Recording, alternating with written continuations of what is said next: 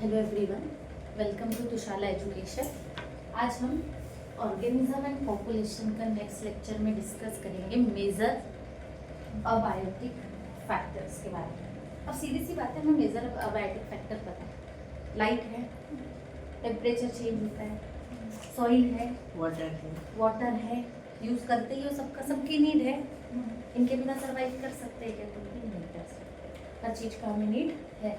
तो सबसे पहला फैक्टर क्या आता है? टेम्परेचर। अगर हम बात करें, टेम्परेचर हर जगह पे, हर प्लेस पे वैरी करता है। Place to place temperature change होता है। सीजन में भी टेम्परेचर चेंज होता है। समर में टेम्परेचर हाई होता है, तो वही अगर मैं विंटर की बात करूँ तो टेम्परेचर काफी लो होता है। क्लियर हो रहा है? पर अगर सबसे बड़ी चीज बात करते हैं तो टेम्परेचर अगर देखें, पोलार अगर 0 डिग्री से, सब 0 से अगर हम शुरू करें, 0 से भी नीचे बोल सकते हैं हम। पोलार रीजन्स में जाते हैं ना, माइनस में भी टेम्परेचर जाता है।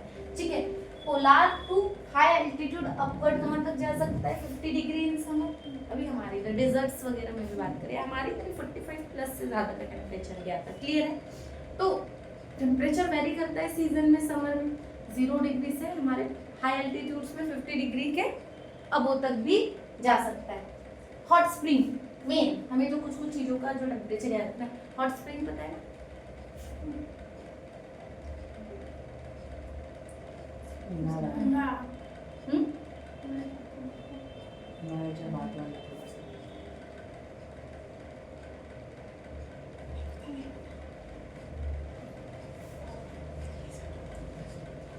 स्प्रिंग्स नहीं पता?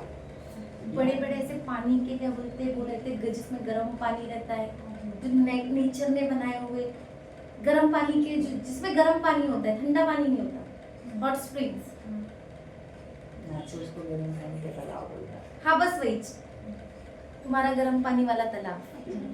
ठीक है, कितना टेम्परेचर जाता है? 80 डिग्री टू 100 डिग्री सेल्सियस तक। उसके अलावा deep sea hypothermal vents, under the sea जाए हम, डीप सी में जाए तो टेम्परेचर कहाँ तक वैरी कर सकता है रे बाबा?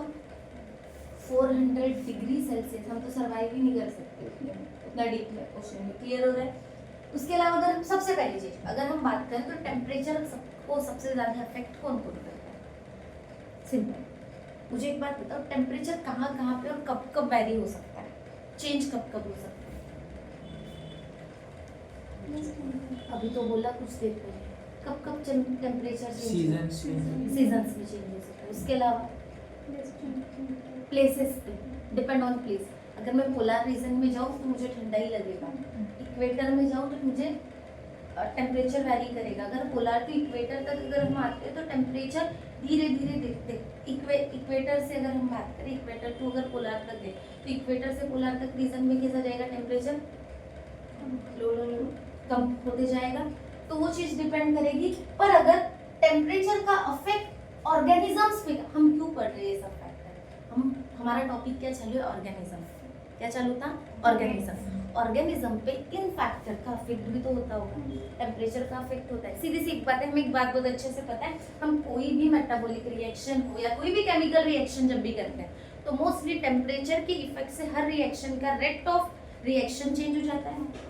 कोई रिएक्शन ऐसी होती है जो बहुत कोल्ड कंडीशन में अच्छे से परफॉर्म हो जाती है, और कुछ ऐसी होती है कि जिसको हाई टेम्परेचर हीट की जरूरत होती है। जैसे फॉर एग्जांपल, अगर मैंने बात किया नमक को मुझे पानी में डिसॉल्व करना है, मैं वही कोल्ड वाटर में करूँ, हॉट वाटर में करूँ तो ज्यादा जल्दी सॉल्युबल कौन होगा?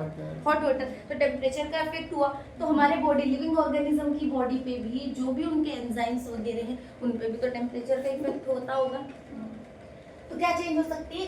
एंजाइम काइनेटिक ऑफ सेल की एंजाइम, सेल की जो जितनी भी एंजाइम की सेल के अंदर जितने भी एंजाइम्स हैं उनकी प्रोसेस पे भी चेंजेस आएंगे, साथ साथ में मेटाबॉलिज्म में चेंज आएंगे।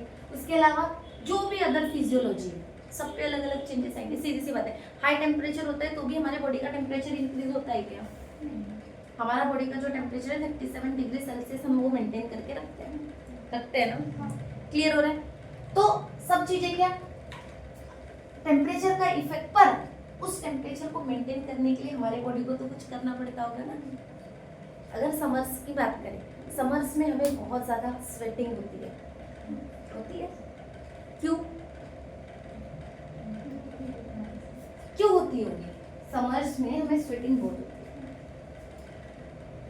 बाहर का टेम्परेचर कैसा है 55, हमारे बॉडी को टेम्परेचर कितना चाहिए, तो हमारी बॉडी को क्या करना पड़ेगा 37 मेंटेन करना पड़ेगा। 37 मेंटेन करने के लिए क्या करते हैं, वाटर इनटेक बढ़ाते हैं, हमारी बॉडी स्वेटिंग के थ्रू एक्सेस ऑफ हमारे बॉडी का थर्मोरेगुलेशन करती है ना। तो सीधी सी बात बोलने की है, तो ये तो फिजियोलॉजी में हो गया ना, हमारी बॉडी ने मैकेनिज्म को अडेप्ट किया ना कि हमारे बॉडी का हमारी जितनी भी फिजियोलॉजी टेम्परेचर का इफेक्ट होता है, हमारे बॉडी पे हमारे टेम्परेचर का इफेक्ट नहीं होना चाहिए। तो उसके साथ साथ पूरा का पूरा टेम्परेचर किसको इफेक्ट करता है, हमारे मेटाबॉलिज्म को, हमारी सेल की एक्टिविटी को, हमारी अदर फिजियोलॉजिकल जितनी भी रिएक्शन है सब पे अफेक्ट करता है टेम्परेचर। क्लियर है। अब आते हैं, उसमें दो टर्म है, यूरी थर्मल और स्टेनोथर्मल। अब यूरी मतलब सुनो, यूरी मतलब होता है, यूरी का मतलब, यूरी मतलब होता है वाइड रेंज, और स्टेनो मतलब होता है नैरो रेंज। नैरो, क्लियर है, नैरो और शॉर्ट। ठीक है। थर्मल तो पता ही है टेम्परेचर, ऐसे लिविंग ऑर्गेनिज्म जो वाइड रेंज ऑफ टेम्परेचर में भी लाइफ कर रहे हैं उनको हम क्या बोलेंगे, तो वैसे को क्या बोलेंगे, यूरी थर्मल। और ऐसे जो शॉर्ट टेम्परेचर बहुत कम लो डाउन टेम्परेचर में लाइफ करते हैं वैसे ऑर्गेनिज्म स्टेनो। क्लियर है, डन है। यूरी मतलब वाइड रेंज, मतलब देखो ना हॉट स्प्रिंग में भी बैक्टीरिया वगैरह और लिविंग ऑर्गेनिज्म रहते हैं, तो कैसे हो जाएंगे यूरी थर्मल। उनकी बॉडी ऐसी कि उस टेम्परेचर में भी लाई कर रही है, कुछ लावा के नियर बाय भी माइक्रो ऑर्गेनिज्म लाई करते हैं। क्लियर हो रहा है, तो वो उतने एक्सटेंट टेम्परेचर पे भी लाई करते हैं। तो सबके अंदर में एक अलग टाइप ऑफ उनकी बॉडी का चेंजेस हम बोल सकते हैं, वो फिजियोलॉजी को या उस टेम्परेचर को अडेप्ट कर लेता है। क्लियर है। नेक्स्ट क्या आता है, वाटर। कितने दिन तक जिंदा रह सकते हैं अभिजीत, सॉरी वेदांत, बिना पानी के?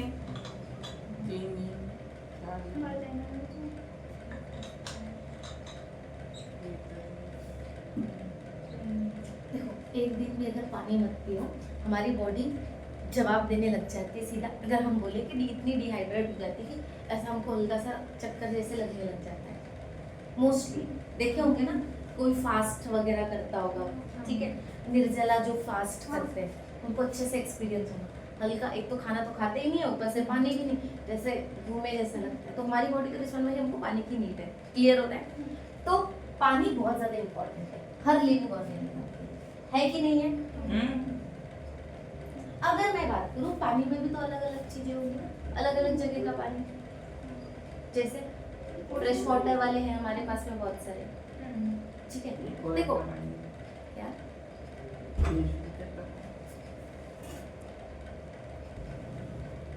सही है, वाटर की बहुत ज्यादा नीड है।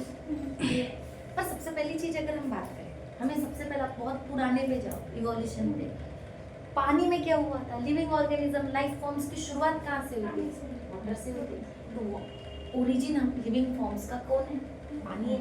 बिना पानी के सर्वाइव ही नहीं कर सकते। क्लियर हो रहा है। तो अगर हम बात करें अलग अलग जगह पे पानी अलग अलग अवेबिलिटी होती है। सिंपल अगर मैं बात करूँ डेजर्ट्स में पानी की अवेबिलिटी बहुत कम, बहुत कम। क्लियर है ना। और जहाँ पे अगर फ्रेश वाटर जैसे कि रिवर्स वगैरह जो रीजन है, कोस्टल रीजन, वहाँ पे पानी हमें मिल जाता है। क्लियर हो रहा है।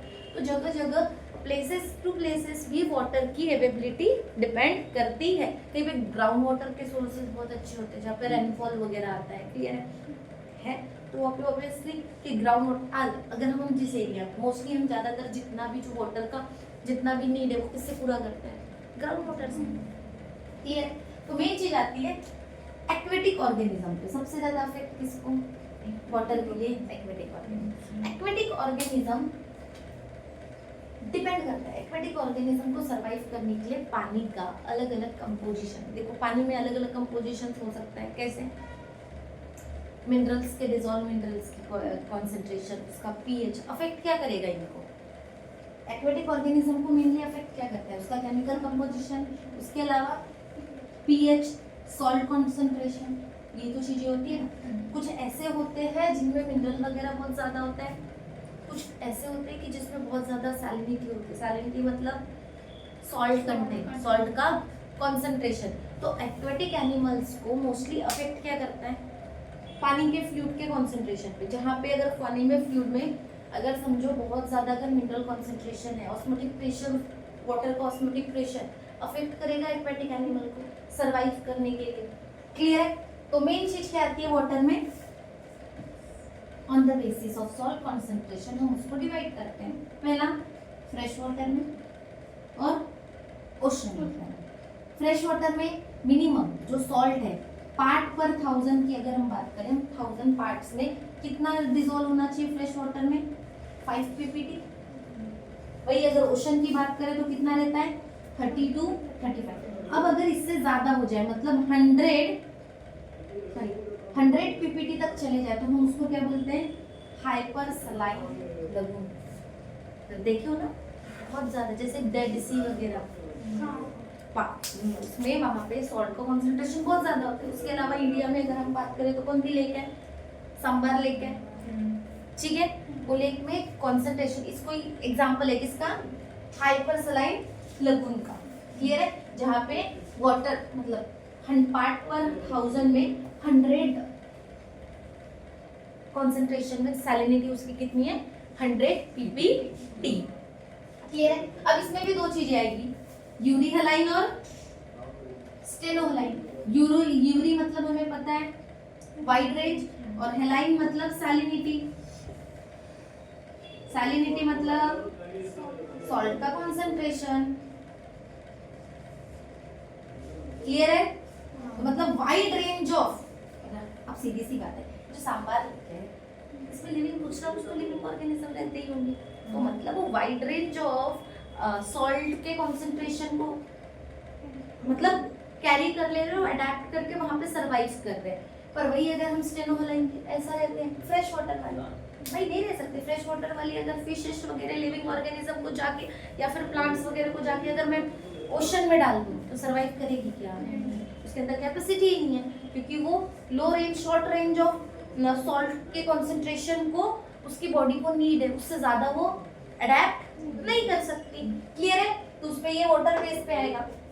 सिर्फ इसमें एक चीज याद रखना, एक्वेटिक ऑर्गेनिज्म को वाटर के अलग अलग जगह मतलब अलग अलग चीजें अफेक्ट करती है। मेनली क्या अफेक्ट करता है, अगर ऑस्मोटिक प्रेशर है, ऑस्मोटिक प्रेशर की अगर हम बात करें तो ऑस्मोटिक प्रेशर अफेक्ट करेगा लिविंग फ्लूइड के कॉन्सेंट्रेशन पे।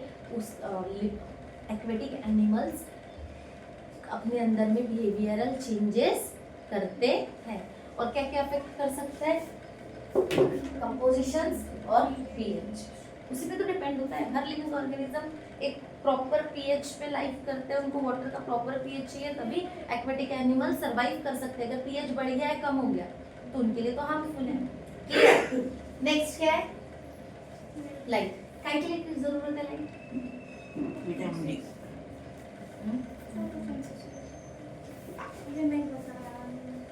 काय के लिए जरूरत है, फोटो और हमारे लिए विटामिन डी के लिए, और आगे प्लांट्स के लिए फोटोसिंथेसिस और diagonal and seasonal variation in next.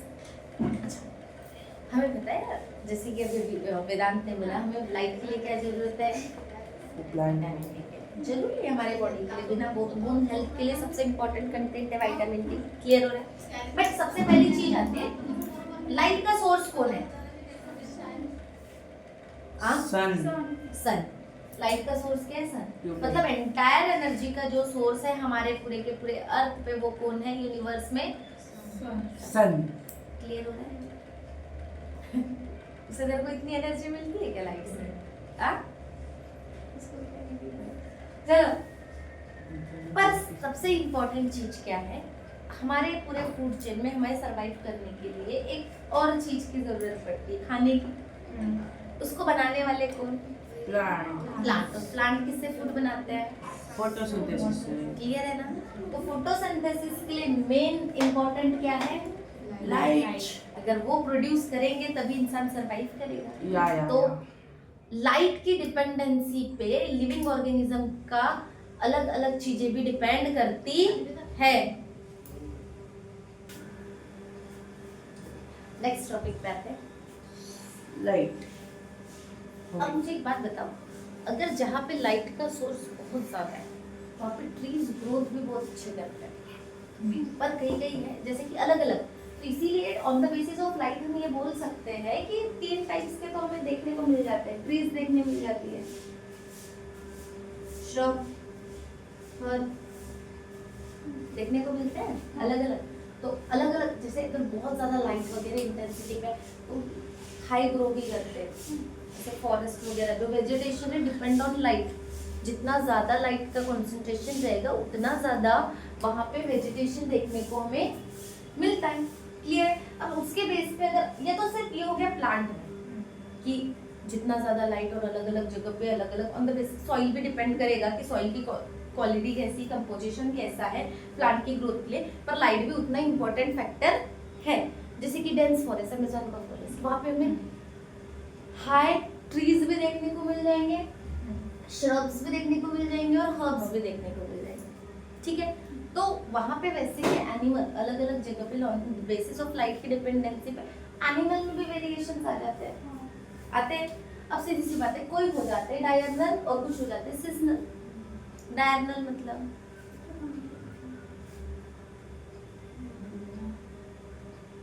क्या होता है, किसको पता है?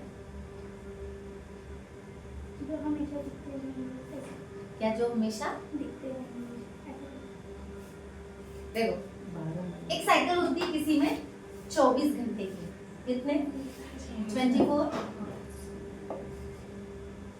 आवर्स। और सुबह उठता है, रात को सोता है, सब में साइकिल है, लाइट पे डिपेंड है ना, है कि नहीं है? तो ऐसे जो 24 आवर्स वाली साइकिल को फॉलो करता है वो क्या है? डायरनल। वो कैसा है? डायरनल। और सीजनल मतलब जो ईयरली पैटर्न को फॉलो करता है, जैसे माइग्रेटरी। देखो ईयरली पे डिपेंड करता है लाइट के बेस पे उनका रिप्रोडक्टिव पैटर्न। कुछ होते हैं सीजनल ब्रीडर्स होते हैं उसी सीजन में, पता है ना? और कोई ऐसे होते हैं जो थ्रू आउट द ईयर कभी, क्लियर? और कुछ ऐसे होते हैं माइग्रेटरी, टेम्परेचर लाइट पे डिपेंड वाले, भाई माइग्रेट करके आते हैं बर्ड्स। अगर यहाँ पे प्रॉपर अगर हैबिटेट वगैरह नहीं है और उनको खाने के लिए प्रॉपर चीजें नहीं है तो क्या करते हैं भाई, यहाँ से बाहर माइग्रेटरी बर्ड्स वगैरह आते हैं ना, ऑस्ट्रेलिया वगैरह से इधर, क्लियर है? फूड के सर्च में तो ये आएगा लाइट पे डिपेंड, मतलब 2 इंटेंसिटी पे डिपेंड करते हैं, एक तो डायरनल और दूसरा सीजनल। जो 24 आवर वाली साइकिल फॉलो करेंगे वो कौन? डायरनल। और सीजनल ईयरली पैटर्न, ईयरली। ठीक है, सीजन्स पे भी डिपेंड करेगा। नेक्स्ट आता है हमारा सॉइल। क्या है सॉइल? क्यों नीड है? चलने के लिए? चलने के लिए सॉइल नीड है? नहीं, फार्मिंग के लिए और झाड़ उगाने के लिए, झाड़ू खाने के लिए, घर और बहुत कुछ है, वेरियस गणपति बनाने के लिए, गणपति बनाने के लिए, और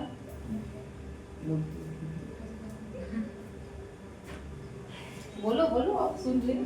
बस इतना ही है क्या? देखो अगर हम बात करें, सॉइल जो है वो क्लाइमेटिक चेंज पे भी डिपेंड करती है, क्लाइमेट्स पे भी, सीजन्स पे भी डिपेंड करती है। और अलग अलग जगह अलग अलग सॉइल का सॉइल अलग अलग टाइप्स की होती है, देखा है? और अलग अलग सॉइल पे अलग अलग वेजिटेशन भी शो होता है, अलग अलग प्रोपेगेशन होता है वेजिटेटिव, वहाँ पे अलग अलग टाइप्स के मिलेंगे। फॉर एग्जाम्पल अगर हम बात करें, मेन कैरेक्टरिस्टिक सॉइल की क्या है? पहला तो सॉइल का कंपोजिशन, सॉइल किससे मिलकर बना हुआ है। सेकेंड, ग्रेन साइज, वहाँ पे कौन से साइज ऑफ ग्रेन को हम उसको प्रोड्यूस कर सकते हैं। Next, determine the percolation and water holding capacity. Percolation मतलब slow movement of water in soil.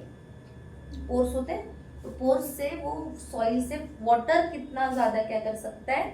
Movement कर सकता है, स्लो मूवमेंट, उसको क्या बोलते हैं? Percolation. Next, water holding capacity, मतलब वो वाटर को, देखो सॉइल जितना ज्यादा वाटर को होल्ड करके रखेगा उतना अच्छा प्लांट की ग्रोथ अच्छी होती है। ये तो पता ही है। सैंड में और हमारी इधर की मिट्टी में, मैंने दोनों मिट्टी की एग्जाम्पल, सैंड लिया और एक तरफ हमारी जो नॉर्मल मिट्टी हमारे घर के बाजू में वो लिया, तो ज्यादा अच्छी वाटर होल्डिंग कैपेसिटी किसके पास में है? सॉइल सॉइल में है। तो मुझे बताओ ज्यादा से ज्यादा आपको सैंड में पेड़ पौधे दिखते हैं, मतलब प्रॉपर प्लांट्स वगैरह दिखते हैं, कि नॉर्मल हमारी जो सॉइल क्लियर है? डिपेंड किस पे होता है भाई, वाटर होल्डिंग कैपेसिटी और ऊपर से कंपोजिशन भी।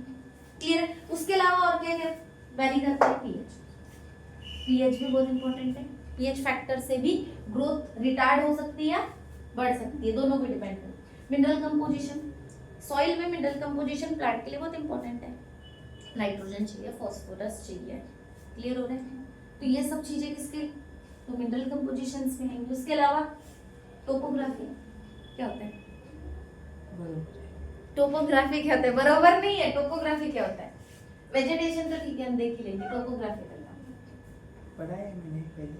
पहले पढ़ा है, हाँ ऑब्वियसली पढ़ा होगा, 9th 10th नहीं, वगैरह। छोड़ क्या होता है टोपोग्राफी? वेजिटेशन ऑफ एरिया जो डिटरमाइन करते हैं। प्लेस टू प्लेस, अलग अलग जगह की स्टडी हम बोल सकते हैं। अलग अलग प्लेसेस, टोपोग्राफी पे हम क्या बोलते हैं? जगह। ये प्लेस का अलग, वो प्लेस अलग, डिफरेंट टाइप्स ऑफ प्लेस की जब हम स्टडी की बात करेंगे तो क्या हो जाएगी हमारी टोपोग्राफी के बारे में। Next vegetation. तो सॉइल पे सबसे इम्पोर्टेंट हमारे लिए किस लिए जरूरी है भाई? वेजिटेशन, क्योंकि ये रहेगा तो हम हैं। क्लियर हो रहा है? तो सिंपल, तो सॉइल की कैरेक्टरिस्टिक इस पे। अब सीधी सी एक बात है, ये सब चीजें रेगुलेट करके हमारा पूरा का पूरा लाइफ फॉर्म एग्जिस्ट करता है इसके ऊपर में, सॉइल के ऊपर में। अलग अलग वेरिएशंस आते हैं, अलग इवोल्यूशन की वजह से भी बहुत सारे चेंजेस है। सॉइल में भी चेंजेस है, लिविंग ऑर्गेनिजम्स में भी चेंजेस है। अलग अलग लिविंग ऑर्गेनिज्म में इवोल्यूशन के साथ साथ में जो चीज को अडेप्ट किया वो फ्लरिश हुआ, मतलब वो जिंदा रहा, सरवाइव किया। जैसे अगर हम प्लांट्स की बात करें तो जो अभी प्लांट्स थे क्या पहले भी वही थे क्या? थे क्या? अभी चेंज। तो अलग अलग चीजों से, सॉइल के चेंजेस से अगर हम बात करें तो अलग अलग अडेप्ट, अलग अलग चीजों के कारण में, अलग अलग इवोल्यूशन के कारण में चेंजेस आए। तो चेंजेस को हम ना 4 चीजों में डिटरमाइन करते हैं। पहला करते हैं रेगुलेट, कन्फॉर्मर्स, माइग्रेट और सस्पेंड। लिविंग ऑर्गेनिज्म में चेंज है उनके कारण में। ठीक है, तो पहला क्या है? रेगुलेट मतलब होम्योस्टेसिस। होम्योस्टेसिस मतलब अपने इंटरनल जितना भी एनवायरनमेंट है उसको रेगुलेट करके रखना, प्रॉपर मेंटेन करके रखना। मतलब बाहर के एनवायरनमेंट के वजह से अंदर के इंटरनल एनवायरनमेंट में बिल्कुल भी अगर अफेक्ट नहीं हो रहा है, ऐसे लिविंग ऑर्गेनिजम्स को हम क्या बोलते हैं? होम्योस्टेसिस। क्या बोलते हैं? Homeostasis. Maintain internal environment, balance करके रखना। एक्सटर्नल एनवायरनमेंट कैसा भी हो, टेम्परेचर कैसा भी हो, अगर हम बात करें टेम्परेचर कैसा भी हो, वाटर क्वांटिटी कैसी भी हो, सॉइल कैसी भी हो, सब फैक्टर कैसे भी हो, और इंटरनल एनवायरनमेंट को प्रॉपर वे से मेंटेन करके रखना। जैसे पहले था वैसे अभी भी है, ऐसे इसको बोलते हैं हम होम्योस्टेसिस। तो ऐसे लिविंग ऑर्गेनिज्म जो होम्योस्टेसिस बिलोंग करते हैं या अपने आप में थर्मोरेगुलेट और ऑस्मोरेगुलेट करते हैं। थर्मोरेगुलेट अभी कुछ देर पहले बात किए थे, मीन्स बाहर का टेम्परेचर 45 है पर हमारे बॉडी का टेम्परेचर 37 मेंटेन रहेगा। क्या किया हमारे बॉडी ने? थर्मोरेगुलेशन किया। ऑस्मोरेगुलेशन वाटर कंसंट्रेशन को प्रॉपर से बैलेंस करके रखना। वाटर मतलब जैसे एक्वेटिक एनिमल्स की अगर हम बात करें तो एक्वेटिक एनिमल्स में बाहर का ऑस्मोटिक प्रेशर कितना भी पर वो अपने अंदर में बरोबर प्रॉपर वे से फ्लूइड क्वांटिटी और फ्लूइड के प्रेशर को मेंटेन करके, तो क्या जाएगा? ऑस्मोरेगुलेशन। क्लियर हो रहा है? तो ऐसे लिविंग ऑर्गेनिज्म जो थर्मोरेगुलेट कर सकते हैं, जैसे कि ह्यूमन, बाहर का टेम्परेचर कितना भी हमारी बॉडी हमारे अपने टेम्परेचर को मेंटेन, या फिर हमें बहुत ज़्यादा अगर कुछ प्रॉब्लम जा रही है तो हम क्या करते हैं? जैसे ठंडी में हम स्वेटर वगैरह वियर कर लेते हैं ताकि हमारी बॉडी का टेम्परेचर हम मेंटेन करके रख सकें। क्लियर है? उसके अलावा conformers can not maintain the constant internal environment, जो कांस्टेंट अपने इंटरनल जो एनवायरनमेंट है उसको कांस्टेंट नहीं रख पाता, टाइम टू टाइम चेंज करता है। मतलब बाहर का टेम्परेचर बिगड़ा तो अपने अंदर का टेम्परेचर बिगाड़ रहा है, बाहर के अदर कितने फैक्टर्स चेंज हो रहे हैं तो अपने अंदर भी चेंजेस ला रहे हैं। जैसे बाहर का अगर ऑस्मोटिक प्रेशर चेंज हो रहा है, एक्वेटिक लाइफ में देखो बाहर का ऑस्मोटिक प्रेशर चेंज हो रहा है तो एक्वेटिक लाइफ में उसके इंटरनल पे भी बिहेव, मतलब इंटरनल पे भी फर्क पड़ता है, अंदर भी चेंजेस आते हैं। तो ऐसे living organisms conformers. Next migratory change भी लाते हैं। फूड सबसे पहले माइग्रेटरी में हमें यही पता है, move away temporarily from stressful habitat. एक टाइम आता है विंटर में, बहुत सारे जगह पे पूरी बर्फ हो जाती है, फूड मिलेगा, क्या करेंगे वहां के living organism, mostly birds migrate करके, स्ट्रेसफुल सिचुएशन है, फूड की क्वांटिटी नहीं है, वाटर नहीं है प्रॉपर में, तो क्या करेंगे, उस प्लेस से माइग्रेट करके ऐसी प्लेस में जाएंगे जहाँ पे उनको क्या मिले, फूड मिले, प्रॉपर वे से फूड मिले। तो ऐसे को हम क्या बोलते हैं, माइग्रेट। और रिटर्न भी आ जाते हैं, ऐसा नहीं कि कम परमानेंटली गए भाई, जैसे ही फेवरेबल सिचुएशन आई रिटर्न आ जाओ वापस। तो माइग्रेटरी में ये आएगा कि स्ट्रेसफुल सिचुएशन में वो वहां से क्या करते हैं, मूव कर लेते हैं। क्लियर। 4 सस्पेंडेड। सस्पेंडेड मतलब इसमें 2-3 चीजों को देखना है। सस्पेंडेड मतलब सिंपल, अगर हमने देखा है सीड को देखो, अनफेवरेबल सिचुएशन जैसे टेम्परेचर प्रॉपर नहीं है, वाटर प्रॉपर नहीं है, बहुत सारी चीजें, और उस कंडीशन में वो जर्मिनेट नहीं होती है, तो उसका एक वायबिलिटी कम हो जाती है। सिंपल एक बात बोल सकते हैं कि सीड अपने अंदर में डोरमेंसी पीरियड में चले जाती है कि अभी अनफेवरेबल सिचुएशन है, मैं यहाँ पे क्या नहीं कर सकती, जर्मिनेट नहीं कर सकती। और कभी कभी क्या हो जाता है, उसका जर्मिनेट करने की जो प्रॉपर्टी है वो भी खत्म हो जाती है। हमने बायो में भी डोरमेंसी, बायो तो पढ़ रहे हैं सॉरी, डोरमेंसी हमने सेकेंड चैप्टर रिप्रोडक्शन, पहला चैप्टर था क्या, रिप्रोडक्शन इन फ्लावरिंग प्लांट, उसमें भी डोरमेंसी पीरियड के बारे में देखा था, सीड का, याद है। तो वो सब चीजें टाइम में आएगी हमारे इसमें कि क्या हो गया, तो मतलब जर्मिनेट करने की कैपेसिटी क्या हो जाती है, लॉस कर देती है, ठीक है। तो उसके वो क्या है, डोरमेंसी। नेक्स्ट क्या था, हिबर्नेशन, सुना है क्या, हाँ मैंने सुना है। हिबर्नेशन नहीं सुना। समर्स में मोस्टली जो पोलार बियर है हिबर्नेशन पे चले जाता है, पूरा समर में सोता है बेचारा, सॉरी समर में पूरा विंटर सोता है, फ्रॉक करता है ऐसा, करता है ना, बहुत से लिविंग ऑर्गेनिजम्स करते हैं। तो हमने पोलार बियर का एग्जांपल लिया, क्यों, क्योंकि भाई फूड वगैरह प्रॉपर नहीं है, टेम्परेचर रेगुलेट करना है, हीट लॉस नहीं करना है, क्लियर हो रहा है। तो क्या करते हैं, अपना मेटाबॉलिज्म को स्लो कर देता है, ब्रीदिंग को स्लो कर देता है, टेम्परेचर को प्रॉपर वे से मेंटेन करके भाई सोने चले जाता है, एनर्जी कम लगेगी, मेटाबॉलिज्म शो होगा तो एनर्जी कम लगेगी, तो लॉन्ग टर्म तक वो वहाँ पे सर्वाइव कर सकते हैं। उसी प्रोसेस को हिबर्नेशन बोला जाता है, क्लियर है। नेक्स्ट क्या है, एस्टिवेशन, स्नेल करता है समर्स में, समर वाली सिचुएशन में जो भाई जा रहे हैं आराम से रेस्ट कर रहे हैं, वो क्या है, एस्टिवेशन। जो विंटर में कर रहे हैं वो हिबर्नेशन, क्लियर है। और डोरमेंसी कौन करता है, सीड करती, मतलब प्लांट्स में होगी। ये हिबर्नेशन दोनों हो सकता है, plant and animal, aestivation animals में, क्लियर है। तो ये डिपेंड करेगा, क्लियर है क्या, मेजर फैक्टर क्लियर है।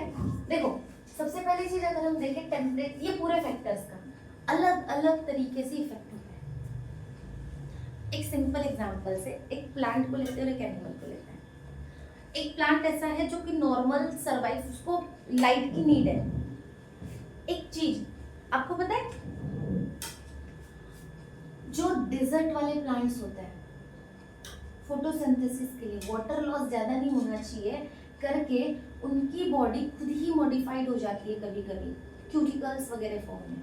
हमें पता है कि वाटर लॉस के कारण में अगर ज़्यादा वाटर लॉस उनके बॉडी से हो जाए, समर्स में होता है ना, अगर टेम्परेचर ज़्यादा राइज करता है तो टेम्परेचर अगर ज़्यादा राइज करेगा तो उसको रोकने, टेम्परेचर ज़्यादा राइज करेगा तो ये वाटर लॉस भी करेंगे। जैसे हमारी बॉडी में टेम्परेचर ज़्यादा बढ़ता है तो हमारी बॉडी वाटर लॉस करती है, किस लिए, थर्मोरेगुलेशन के लिए, क्लियर है। तो ऐसे प्लांट्स में भी होता होगा, ट्रांसपिरेशन की प्रोसेस होती है ना। तो डेजर्ट वाले जो लिविंग और डेजर्ट वाले जो प्लांट्स होते हैं इनमें कैसे होता है, इनकी जो क्यूटिकल स्टोमेटा जो होते हैं सिर्फ थिक लेयर का होता है ताकि इनका जो वाटर लॉस है वो स्टॉप रहे। जैसे कि यहाँ पे हमने एक देखा था, कहा गया, हाँ, लाइट के बारे में हमें पता है कि स्टोमाटा जो होते हैं वाटर लॉस के लिए दिन में क्लोज रहता है, वाटर लॉस नहीं होना चाहिए, डे टाइम में नाइट में ओपन, ज़्यादा वाटर लॉस होगा तो क्या हो जाएगा, पानी की कमी हो जाएगी उसमें। और उसके अलावा अगर देखें, देखो डेजर्ट वाले जो प्लांट्स होते हैं उनमें जो लीव्स होती है, जो देखे होंगे ज़्यादातर कैक्टस वगैरह इतनी छोटी छोटी लीव्स होती है किसी किसी में, है ना। और कभी कभी तो ये जो लीव्स है वो मॉडिफाई हो जाती है क्यूटिकल्स में, वाटर लॉस को रिटेन करने के लिए। और फोटोसिंथेसिस कौन करता है, स्टेम करती है फिर उसकी। सबसे अच्छे एग्जांपल एक देखे होंगे ना, वो लीफ ड्रैगन फ्रूट वाला प्लांट, वो भी तो one of the kind of cactus है, ठीक है। तो ये सब चीजें मॉडिफिकेशन करती है। हाँ, पोलार बियर अपने बॉडी के टेम्परेचर को मेंटेन करने के लिए क्या करता है, उसके अंदर, उसके बॉडी के अंदर में थिक लेयर ऑफ फैट होता है ताकि उसको हीट को मेंटेन करके रख सके।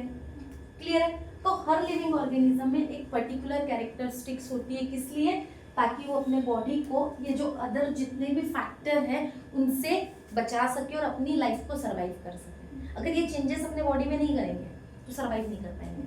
क्लियर है। तो हर लिविंग ऑर्गेनिज्म में खुद का एक अलग अपनी ओन कैरेक्टरिस्टिक्स होती है जिसमें हमारे ये पूरे के पूरे आते हैं। क्लियर है। फोटोसिंथ लाइट बहुत इंपॉर्टेंट है सभी के लिए। क्यों? वेजिटेशन, बाकी और बहुत सारी चीजें हमारे लिए, ठीक है। और मेन वाटर को मेन डिफाइन किसमें करेंगे, उसके सैलिनिटी के बेस पे। और अलग अलग जगह पे अलग, क्योंकि लाइफ फॉर्म की शुरुआत ही वाटर से हुई है, तो अलग अलग जगह पे हमें अलग अलग वाटर के सोर्सेस मिलते हैं। ठीक है, डन। नेक्स्ट एडेप्टेशन और पॉपुलेशन हम नेक्स्ट लेक्चर में डिस्कस करेंगे। Thank you so much.